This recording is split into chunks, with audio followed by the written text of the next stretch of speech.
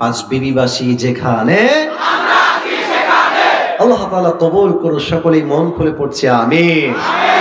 তাফসীর করতে চাই একটা অ্যানাউন্সমেন্ট বা ঘোষণা দিয়ে। আমি আপনাদের জন্য আজকে বিশেষ একটা গিফট নিয়ে আসছি। আমার পরিধান করা একটা টুপি নিয়ে আসছি হাদিয়া দেওয়ার জন্য। যে কোনো একজনকে দিব, নিবেন নাকি?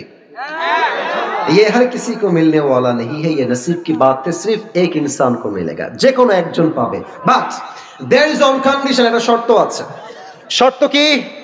শর্ত হলো এখন যেখান থেকে তাফসীর পেশ করা হবে আপনি চাইলে আপনার স্মার্টফোনে লিখতে পারেন যে আমি কি কি বলছি, অথবা আপনি চাইলে কাগজে কলমেও লিখতে পারেন। Not a big deal, no problem at all. লিখে রাখেন, শেষে গিয়ে আমি বলবো এই কে পারবে, দাঁড়িয়ে যাও। দাঁড়াবেন, প্রশ্ন করব, উত্তর দিবেন। টুপি ইটস ফর ইউ, এটা আপনার জন্য হয়ে যাবে। রাজি আছেন তো? ইনশাআল্লাহ। আমি পড়াই দেব মিডিয়ার সামনে, লিল্লাহি তাকবীর। মনোযোগটা বাড়ায় দেন। আমার হাতে যে কিতাবটা আছে, কিতাবটার নাম আল কোরআন। এটা রাস কায়েম হোক এই দেশে। আমি অজে ঢুকে যাচ্ছি একদম কোরআনে। এক কেউ কথা বলবেন, ডানে বাইরে কথা বলো না। এই রাস কায়েম হোক এই দেশে, আমরা চাই না? আচ্ছা, আপনারা হজ করতে কেউ গেছেন, এরকম কেউ কি আছেন হজ করতে মদিনায় উমরায়? আচ্ছা, মাশাআল্লাহ মাশাআল্লাহ, হাত নামান, মাশাআল্লাহ, ওনারা গেছেন, মাশাআল্লাহ। আমিও গেছি।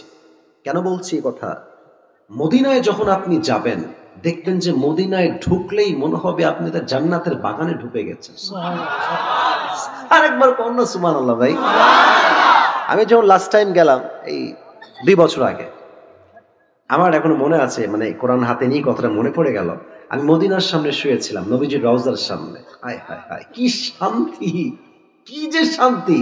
তো মূল মেসেজ কি দেখেন, আমার আইফোন, আমার অ্যান্ড্রয়েড ফোন, মানে এক্সট্রা ফোন রাখি মাঝে মাঝে, কাজের জন্য রাখা হয়, আমার বুকের এখানে রেখে ঘুমিয়েছি। টাকা, মানি ব্যাগ, ওয়ালেট, কাগজ, আপনার রিয়াল সব ওখানে রাখা বুকের সামনে। আর আমি ঘুমিয়ে আছি নবীজির রওজার সামনে। সারা রাত পার হয়ে গেছে, ঘুমায় আছি আমি, আল্লাহর বান্দা সব আমার সামনে। ঘুম থেকে উঠে দেখছি যেমন ছিল ঘুমানোর আগে তেমন ভাবে সেখানেই রাখা আছে। আর আপনি বাংলাদেশে আন্ডারপ্যান্ট রেখে ঘুমাবেন, দেখবেন আন্ডারপ্যান্ট ঘুম থেকে ওঠে না। This is our country. ভাত আনতে লবণ চুরি হয়ে যায়, যুবক ভাইরা, ঠিক কিনা বলো? তো ওখানে কেন চুরি হয় নাই? এর কারণ ওখানে কোরআনের রাজ একটা কায়েম আছে। কি কায়েম? ওয়াসারিকু ওয়াসারিকাতু ফাকতাউ আইদিয়াহুমা জাযাআন বিমা কাসাবা নাকালাম মিনাল্লাহ। যে চুরি করবে হাত কেটে দাও। ইসলামের কথা, কোরআনের কথা। আচ্ছা দেখেন, আমার নাম হচ্ছে আসিফ, তোমার নাম কি গো? আরিফ।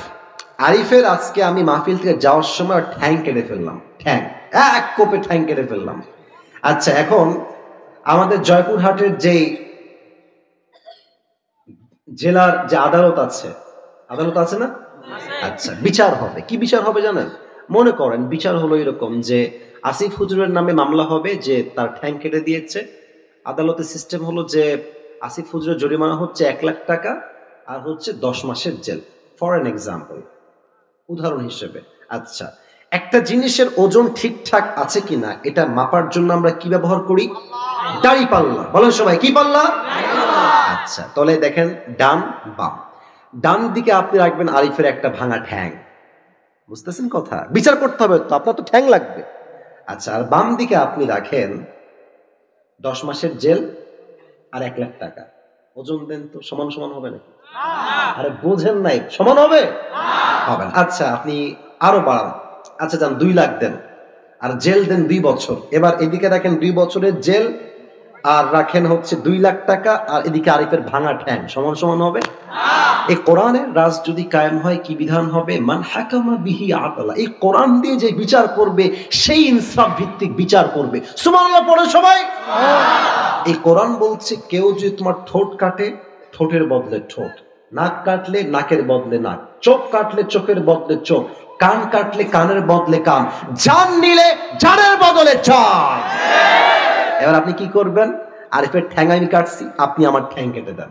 এবার ওর ঠ্যাংটা ডান পাল্লায় দেন আর আমার ঠ্যাংটা বাম পাল্লায় দেন, টান দেন, দেখবেন 2 পাশে সমান সমান হয়ে গেছে। মান হাকামা বিহি আদালা। এই কোরআন দিয়ে যে আইন বিচার করবে, যে রাজ কায়েম করবে, পুরো দেশে সুষ্ঠু বিচার কায়েম হয়ে যাবে, ঠিক কিনা বলেন? এটা হচ্ছে সেই কোরআন। এই কোরআন থেকে আমরা তাফসীর শুনতে চাই। আজ আমাদের আলোচনা আমরা যেখান থেকে করবো এটা হচ্ছে 30 নম্বর পারার প্রথম সূরা। সূরাটার নাম হচ্ছে সূরাতুন নাবা।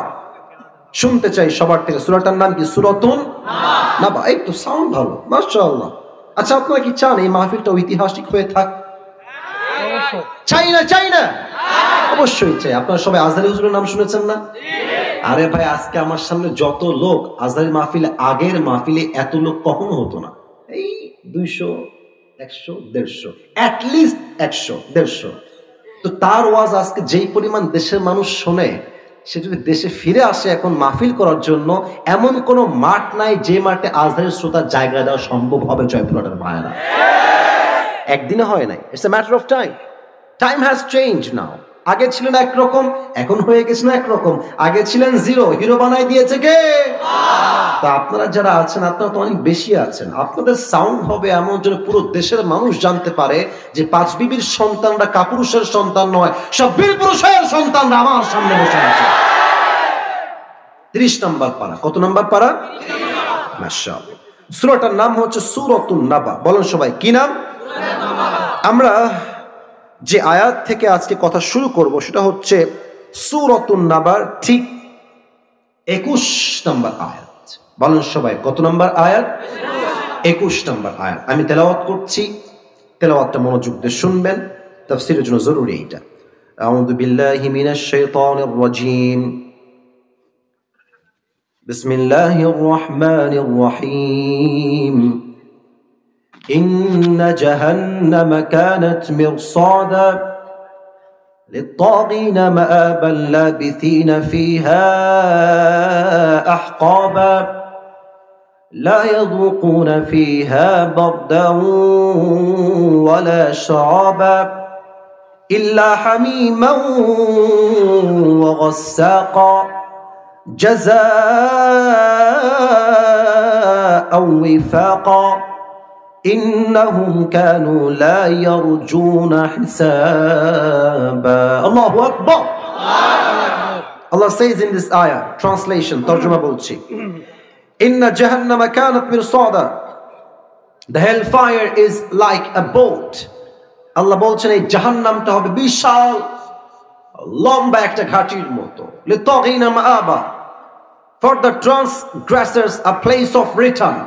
যারা হবে বেনামাজি, সুদখোর, মদখোর, গাঁজাখোর, এদের সবাইকে সেই জাহান্নামে প্রবেশ করাবে। একজন আওয়াজ দিয়ে বলেন তো সবাই, তিনি কে? কতদিন থাকবে তারা? How much long time it is? কতটা লম্বা সময় হবে?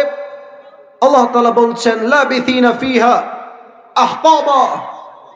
দে will live there for ages. যখন জাহান্নামীরা জাহান্নামে প্রবেশ করবে, যুগের পরে যুগ তারা জাহান্নামেই থাকবে। খাবার কেমন হবে?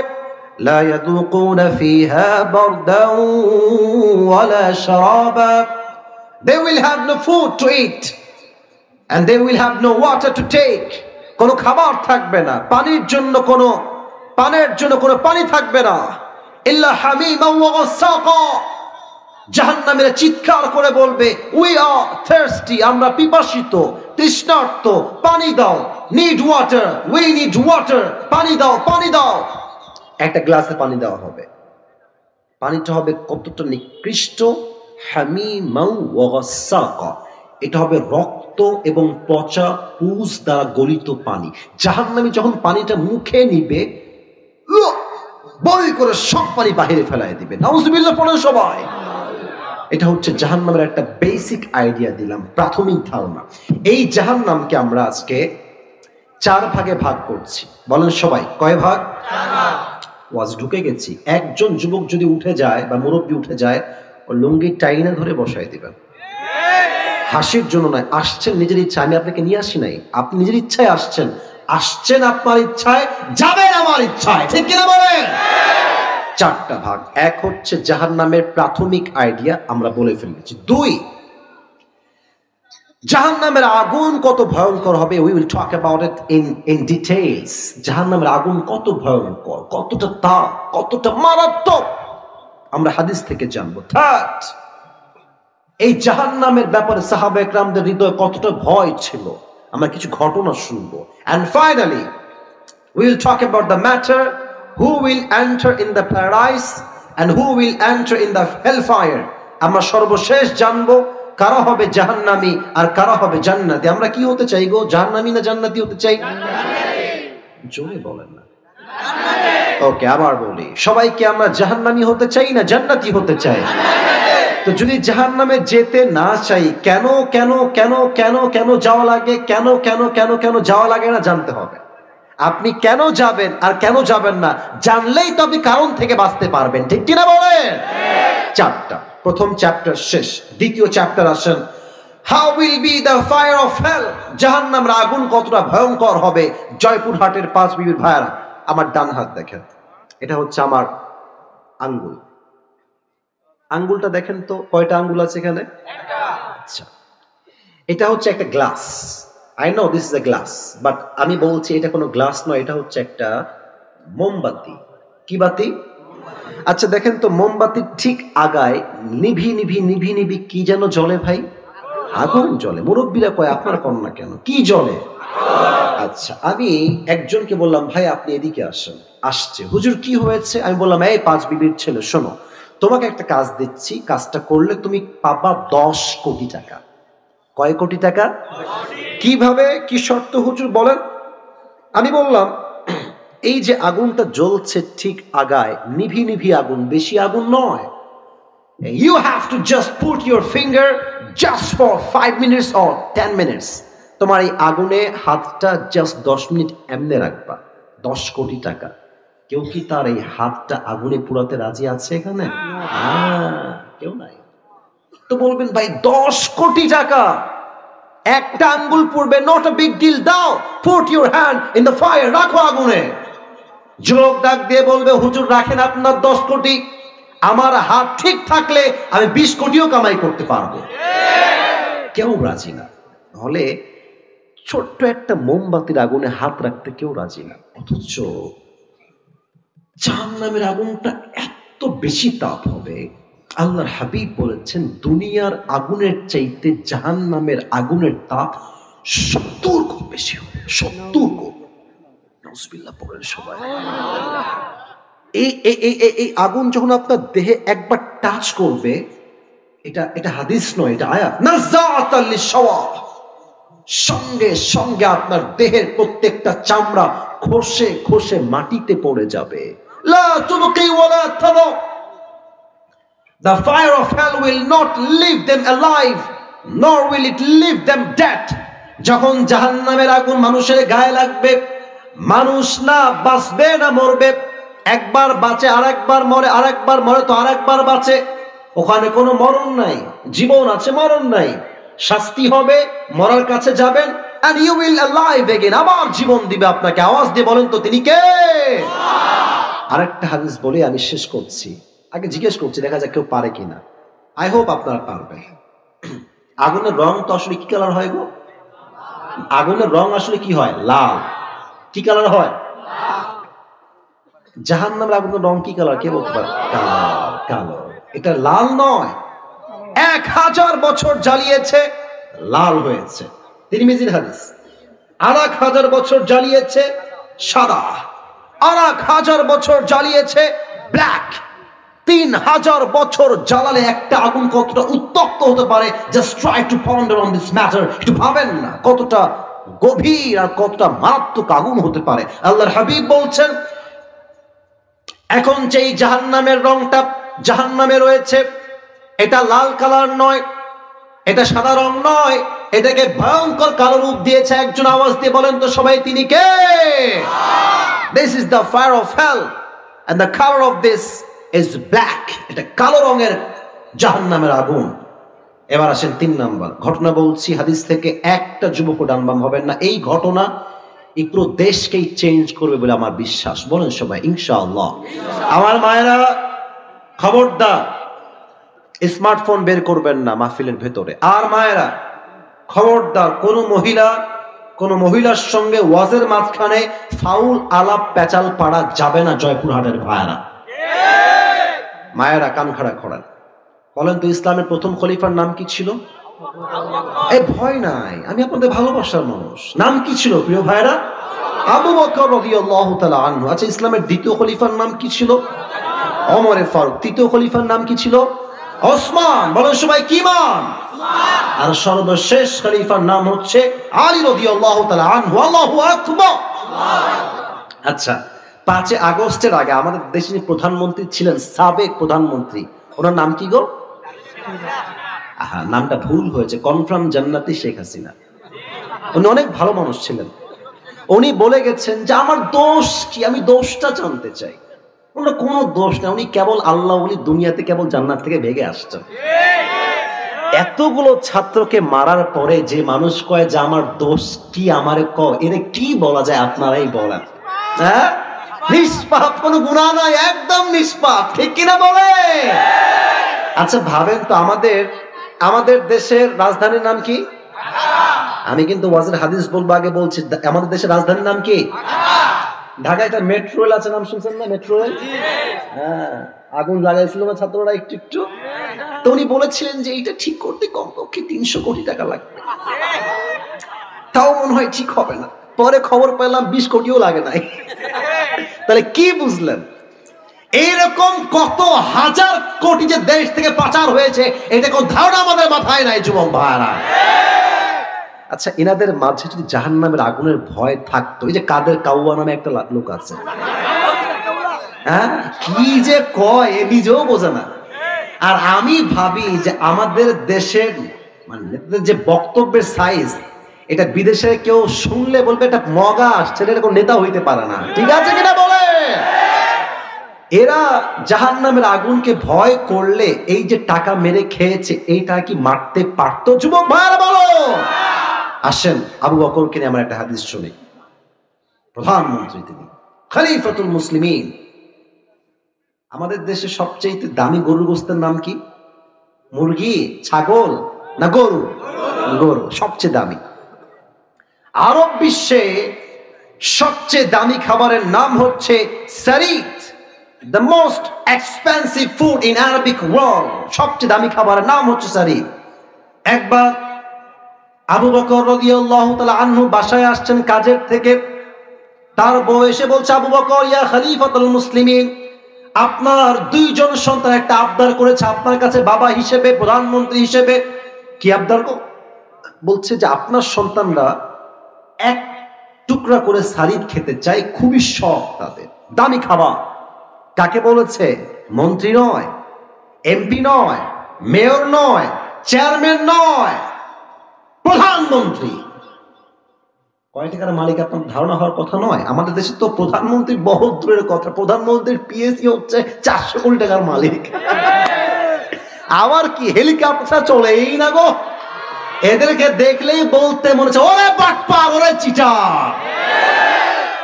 তো আবু বকর প্রধানমন্ত্রী, উনি বলছেন মাফ চাচ্ছি, আমি যে সারিদ খাওয়াবো আমার সন্তানদেরকে, এই পয়সা আমি আবু বকরের পকেটে নাই।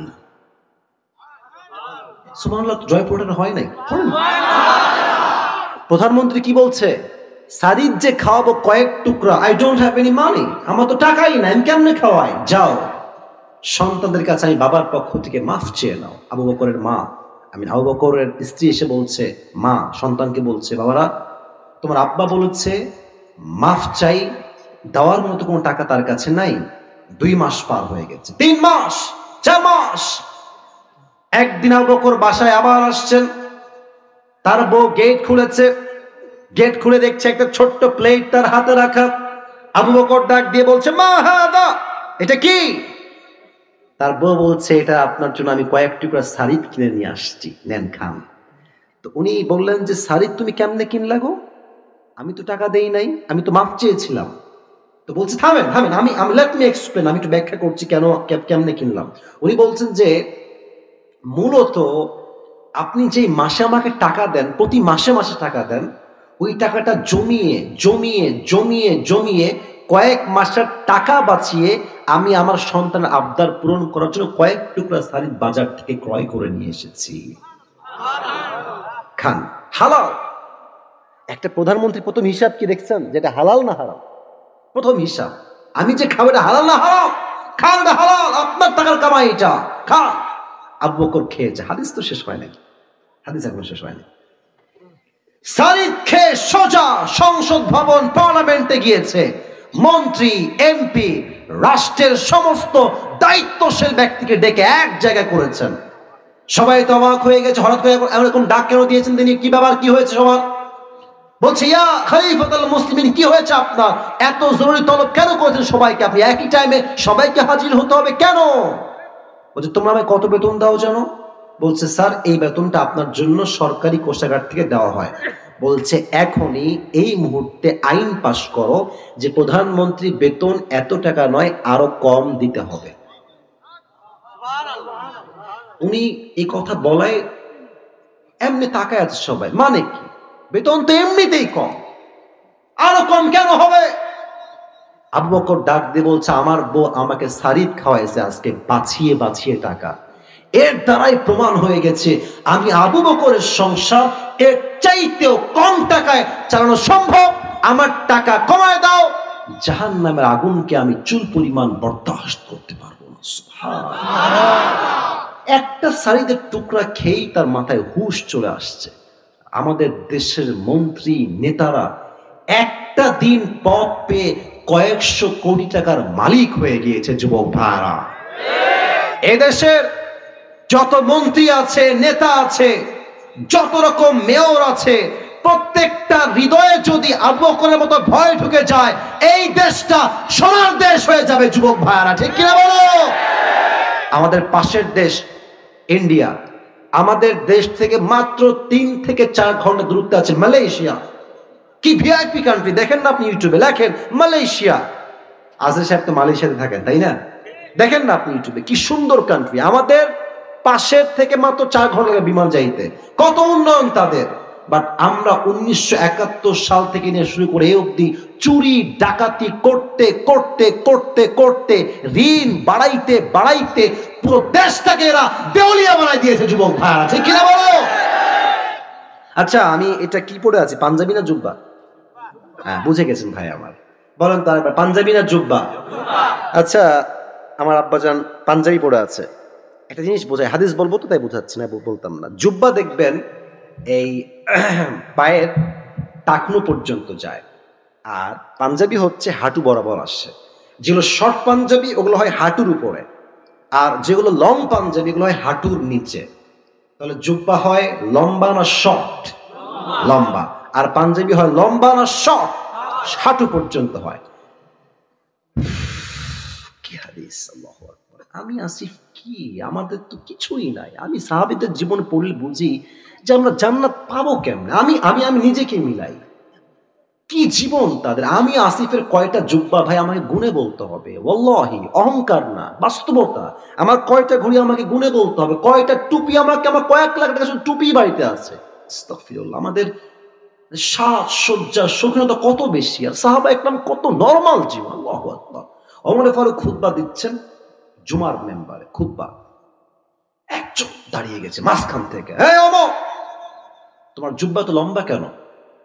তোমার জুব্বা এত লম্বা কেন? তুমি কি রাষ্ট্রটাকে মেরে খেয়েছো? ওমর, একজন লোক খুতবার মাঝে দাঁড়িয়ে বলছে, প্রধানমন্ত্রীকে বলছে। আরে ভাই, আমাদের দেশের প্রধানমন্ত্রী বহু দূরের কথা, চেয়ারম্যানকে কথা কেউ বললে ওর পিঠের চামড়া একটাও থাকবে না। যুবক ভাইরা, বাংলাদেশে ওমর এই কথা শুনে very silent, very keep quiet, চুপ। ঠান্ডা মাথায় বলছে, ভাই আমি বলছি আমার জুব্বা লম্বা কেন হয়েছে। যখন জবাব দিবেন, তার সন্তান ছিল আব্দুল্লাহ ইবনে ওমর, দাঁড়িয়ে বলছে, এই ভাই চুপ থাকেন, আমার জবাবটা আমি দিচ্ছি আমার বাবার পক্ষ থেকে। আপনি চুপ থাকেন, আমি বলছি জবাবটা কি হবে। ডাক দিয়ে বলছে, ভাই আমার, প্রত্যেক বছর রাষ্ট্রের পক্ষ থেকে আমার জন্য একটা জামা, বাবার জন্য একটা জামা দেওয়া হয়, মোট 2টা জামা। বাট এই বছর যেই জুব্বা আব্বা পেয়েছেন সেই জুব্বা হালকা শর্ট হয়ে গিয়েছে। তো উনি চাইলে শর্ট জুব্বা বাদ দিয়ে নতুন একটা জুব্বা কিনতে পারতেন না? বুঝে না মনে হয়। আমি প্রধানমন্ত্রী, আমি চাইলে এই জুব্বা বাদ দিয়ে নতুন জুব্বা কিনতে পারি কি পারি না বলেন? হ্যাঁ হ্যাঁ হ্যাঁ, কেনেন নাই। উনি কি বলছেন, আব্বাজান, আব্বাজান তোমার যে জুব্বাটা তুমি পেয়েছো ওটা নিয়ে আসো তো তুমি।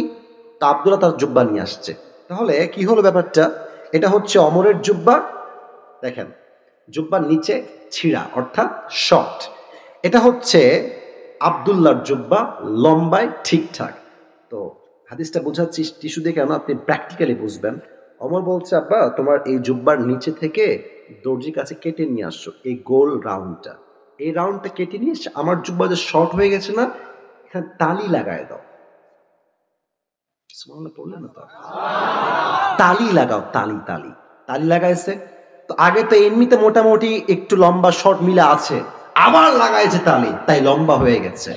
তো অমরের ছেলে বলছে, আব্দুল্লাহ বলছে, এই ভাই, আমার বাপ রাষ্ট্রের 1 পয়সা মেরে খায় নাই, বরং আব্বা প্রমাণ করেছে রাষ্ট্রের টাকা যে মেরে খাবে তার জাহান্নামের আগুনটা অজীব হয়ে যাবে। যুবক ভাইরা, শর্ট জুব্বাকে লম্বা করে টাকনুর নিচে ঝুলে গেছে, জুব্বা পড়ে আছে। নতুন জুব্বা কেন কিনে নাই? একটাই কারণ, জাহান্নামের আগুনের ভয়। কারে কয় জাহান্নামের আগুনের ভয়? আমাদের দেশের যে কিছু মেয়র আছে, আমি নাম বলবো না, আপনারাও চিনবেন, হাজার হাজার কোটি টাকা মেরে খেয়েছে জনগণের থেকে, এমন ভাবে যে গরিবদের রক্ত চুষে সব শেষ করে দিয়েছে। যুবক ভাইরা, ঠিক কিনা বলো? এবার আছেন 4 নম্বর চ্যাপ্টার, বড় মারাত্মক চ্যাপ্টার, কারা যাবে জাহান্নামে, কারা যাবে জান্নাত। এই ওয়াজটা আমি একটু বেশি সময় নিয়ে করতে চাই। আমি উঠেছি 11টার সময়, এখন প্রায় বাজতে গেল 12টা। আমার নিয়ম দেওয়া আছে ইনাদেরকে, কমিটির ভাইদেরকে 1 ঘন্টা। আমি 1 ঘন্টার আরেকটু বেশি ওয়াজ করতে চাই, যদি আপনারা আমাকে একমত বলেন তবে। 12টার পরে একটু ওয়াজ হবে না আজকে ইনশাআল্লাহ? আপনারা থাকবেন তো সবাই ইনশাআল্লাহ? দেখেন, আমি একটা কথা বলি, 12টার পরে যদি আপনারা কেউ উঠে যান, আমি কিন্তু দোয়া করব। আর যদি আপনারা থাকেন, যতক্ষণ আমার জবান আছে ততক্ষণ ওয়াজ হবে। যুবক ভাইরা, ঠিক কিনা বলো? আচ্ছা, যেহেতু অনেক লম্বা সময় হয়ে গেছে, এটা কাশি দিয়ে আমরা সবাই মিলে, হয় নাই, আরেকবার একটা তাকবীর দিবেন এমন ভাবে, শুরুতেও আমরা সিংহের বাচ্চা, শেষেও আমরা সিংহের বাচ্চা। লিল্লাহি তাকবীর। ইয়াতাসাআলুনা আনিল মুজরিমিনা মা সালাকাকুম ফি সাকার ক্বালু লাম নাকু মিনাল মুসাল্লিন। কিয়ামতের কঠিন ময়দানে জাহান্নামী মানুষগুলোকে আল্লাহ বলবেন, এই জাহান্নামী, তোরা কেন জাহান্নামে প্রবেশ করলি? কোন গুনাহ তোকে জাহান্নামে নিয়ে আসলো? জাহান্নামীরা ডাক দিয়ে বলবে, আল্লাহ, মা সালাকাকুম ফি সাকার ক্বালু লাম নাকু মিনাল মুসাল্লিন। ও আল্লাহ, আমরা সব আমল করেছি, আমরা হজ আদায় করেছি, যাকাত দিয়েছি, পর্দা করেছি, টুপি পরেছি, দাড়ি রেখেছি, ক্বালু লাম নাকু মিনাল মুসাল্লিন, বাট আমরা নামাজ পড়ি নাই, নামাজে আমরা ছিলাম গাফেল। এখানে অনেক মুরব্বী যুবক আসছেন আজকের মাহফিলে, এশারটাও পড়েন নাই, অনেক যুবক বাসায় গিয়ে ঘুমায় যাবে, ফজরটাও তারা পড়বে না। এই মাহফিল যে কি লাভ? এই যে এতগুলো মিডিয়া, অনেকে আমি চিনি না, আমার ভাইরা আসছে, এত মিডিয়া, লাইট, প্যান্ডেল, ক্যামেরা, নামাজ নাই যা, ওই মাহফিল দিয়ে 2 পয়সা লাভ হবে না তার। যুবক ভাইরা, কথা বুঝে বুঝে শুনবেন। আচ্ছা, ইসলামের দ্বিতীয় খলিফা ওমরে ফারুক, নাম তো শুনছেন আপনারা সবাই। ওনার কাছে এক যুবক আসছে, এই কানটুপিওয়ালা একজন, এই কানটুপিওয়ালা, ওই যে কোনায় দেখা যায়, বসো বসো বসো। হ্যাঁ, দেখতে পাচ্ছি, আমি কিন্তু কারণে ভাই। আচ্ছা, একজন যদি ওয়াশরুম লাগে দ্যাটস ফাইন, বাট এখনো যা দেখতে পাচ্ছি এখানকার মুরব্বী যুবকরা কোরআনকে কলিজার থেকে ভালোবাসে, ঠিক কিনা বলে? অমরকে ডাক দিয়ে বলছে, একজন যুবক, তার নাম হচ্ছে আবু লুলু আল মাজুসি, অগ্নির পূজা করে, আগুনের পূজা করে। বলছে, অমর, আমার যে মালিক আছে সে প্রত্যেক দিন আমার কাছে মোট 6 দিরহাম চার্জ করে, 6 দিরহাম। তুমি কথাবার্তা বলে, বসে পড়ো, বসে পড়ো, এখন না, বসে পড়ো, 6 দিরহাম চার্জ করে, আপনি কমায় দেন, আমি এত দিতে পারবো না। তো বলছে, ভাই ঠিক আছে, কমায় দিব, বাট তুমি কিসের ব্যবসা করো, তোমার কাজটা আসলে কি? তো বলছে, হুজুর, আমি মূলত খঞ্জর বানাই, চাকু। খঞ্জর কাকে বলে? আমার ডান হাত দেখেন, এটাও চাকু, এটাও চাকু, মাঝে হচ্ছে হ্যান্ডেল, মাকবাদাতু ফি ওয়াসাতি, এটা হচ্ছে খঞ্জর, ডানেও চাকু, বামেও চাকু, মাঝে হচ্ছে হ্যান্ডেল। তো বলছে, তাই নাকি? তোমার ব্যবসা তো অনেক টাকা, তোমার তো 6 দিরহাম নয়, তোমার তো 10 দিরহাম চার্জ হওয়ার কথা। বলছে, কি বললেন? এত বড় সাহস আপনার? ও আচ্ছা আচ্ছা আচ্ছা, সবাই যেহেতু মুসলমান তাই আপনি সবার বেলায় হয়েছেন নরম, আর আমি যেহেতু কাফের তাই আপনি আমার বেলায় হয়েছেন গরম, তাই না? আপনার বিচার আমি একাই করবো, যান। এই হুমকি দিয়ে বের হয়ে গেছে। শীতকালে ঠান্ডা লাগলে আমরা কি মুড়ি দেই? আমি দেখাই দিই তাও কয় না, কি মুড়ি দেই? চাদর। এই দেখেন, এবার হাদিসটা প্র্যাকটিক্যালি বুঝতে চাইলে আমার চাদর দেখেন, বের হয়ে গেছে। বিশাল লম্বা একটা চাকু বানিয়েছে অমরকে হত্যা করার জন্য। নাউজুবিল্লাহ বলেন সবাই, বলেন সবাই, আর একটু জোরে বলেন সবাই, নাউজুবিল্লাহ। খঞ্জরটা বানিয়ে পেটের ডান দিকে একটা খাপ দিয়ে ঢেকে রেখেছে, চুপ করে একদম ঘাপটি মেরে। এমন করে বড় একটা চাদর নিয়েছে, চাদরের উপরে পিঠ এমনে দিয়েছে, মেয়েদের নেকাবের মতো, জাস্ট লাইক এ নেকাব অফ দ্য গার্লস, মেয়েদের নেকাবের মতো এমনে দিয়ে এই পর্যন্ত রাখছে। আর এই পাশ থেকে এইটা নিয়ে একদম just like a girl, hijabi girl, পুরো মুখ ঢেকে ফেলেছে। এখন কিন্তু চেনা যায় সে আসলে কে। এই পুরো মুখটা ঢেকে ফজরের আজান হয়েছে, আল্লাহু আকবার। যখনই আজান শুরু হয়েছে, মুনাফিকের রূপে ছদ্মবেশে নামাজ পড়তে আসছে আবু লুলু আল মাজুসি। এবার ওমর ফারুক আসছেন ইমাম হয়ে, ডাক দিয়ে বলছেন সফু সুফুফাকুম, কাতার সোজা করে লম্বা হয়ে দাঁড়াও, কাঁধে কাঁধ নিয়ে দাঁড়াও, আল্লাহু আকবার। নামাজ দাঁড়িয়েছেন ওমর ফারুক ইমাম হয়ে। এবার কিন্তু আমার চেহারা কেউ দেখবেন না, পেটের দিকে তাকান। এই যে আমি হাত বেঁধেছি না, look at my two hands, look at my belly side, পেটের দিকে তাকান। যুবক ভাইরা, মুরব্বীরা, পেটের দিকে তাকান। সানা পড়েছেন, সূরা ফাতিহা পড়েছেন, কিরাত পড়েছেন, আল্লাহু আকবার। রুকুতে গিয়েছেন, রুকুতে যখনই তিনি গেছেন, পেছন থেকে ওই মুনাফিক আবু লুলু আল মাজুসি বিশাল লম্বা একটা খঞ্জর বের করে সোজা ওমর ফারুকের এই পেট থেকে শুরু করে এমনে একবার দিয়েছে, পৌঁছ আবার আবার তিনবার এমন জোরে আঘাত করেছে, তিনটা আঘাতে ওমরের পুরো পেট দুই ভাগ হয়ে কেটে নাড়ি ভুড়ি সব বাহিরে বের হয়ে গেছে। নামাজের মাঝে ওমর ফারুক চিৎকার দিয়ে বলছেন, কাতালানি আল কালব, আমাকে একটা কুকুর হত্যা করেছে, আমাকে বাঁচাও। অজ্ঞান হয়ে পড়ে গেছে।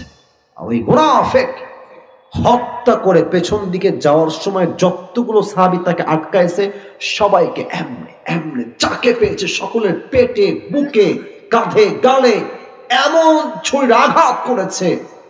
হাদিসে আসছে 7 জন সাহাবী নামাজরত অবস্থায় নামাজে স্পট ডেথ, নামাজই শেষ, জায়গায় মারা গেছে, নামাজ শেষ হয়েছে। সব সাহাবীরা দৌড় দিয়ে আসছে, এই না ওমর, মা লাকা ইয়া ওমর, হে ওমর আপনার কি হয়েছে, আপনি অজ্ঞান, কথা বলেন। ওমর কোনো কথা বলেন না, চোখ বন্ধ, নাড়ি ভুড়ি সব বের হয়ে রক্ত বের হচ্ছে, গলগল রক্ত বের হচ্ছে। সাহাবা একরাম ডাক দিয়ে বলছেন, না তবিব, ডাক্তারগুলো আজকে কোথায়?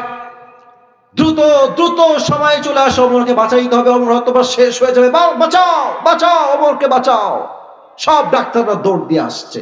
এসেই ওমরের পিঠে হাত দিয়ে হালকা করে তার পিঠ এখান থেকে নিয়ে হালকা করে তুলছে এবং পানির একটা গ্লাস বা বোতল নিয়ে এসে তার ঠোঁটটা হালকা ফাঁকা করে তার ঠোঁটে পানি দিয়েছে কয়েক ফোঁটা।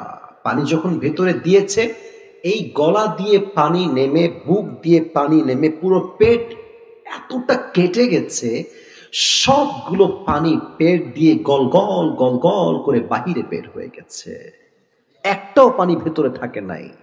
ডাক্তাররা বলছে পানি দিয়ে it will not work for him, এটা তার জন্য হবে না, দুধ নিয়ে আসো। সবাই মিলে দুধ নিয়ে আসছে, ওমরকে তুলে তার দুই মুখ হালকা হা করে দুধ দিয়েছে। দুধ গলা দিয়ে নেমে, বুক দিয়ে নেমে, নাভি দিয়ে এমন ভাবে কেটে গেছে, দুই পেট দুই দিকে দুধগুলো সব পেট দিয়ে গল গল করে বাহিরে মাটিতে গড়ে গড়ে পড়ে গেছে। এই দৃশ্য দেখে সাহাবা একরাম বুঝে গেছে শেষ, সব শেষ। অর্থ জাহানের খলিফা Omar Farooq is going to die very soon. শেষ হায়াত, আর বাঁচানো সম্ভব নয়। সব সাহাবীর চোখে পানি পানি পানি।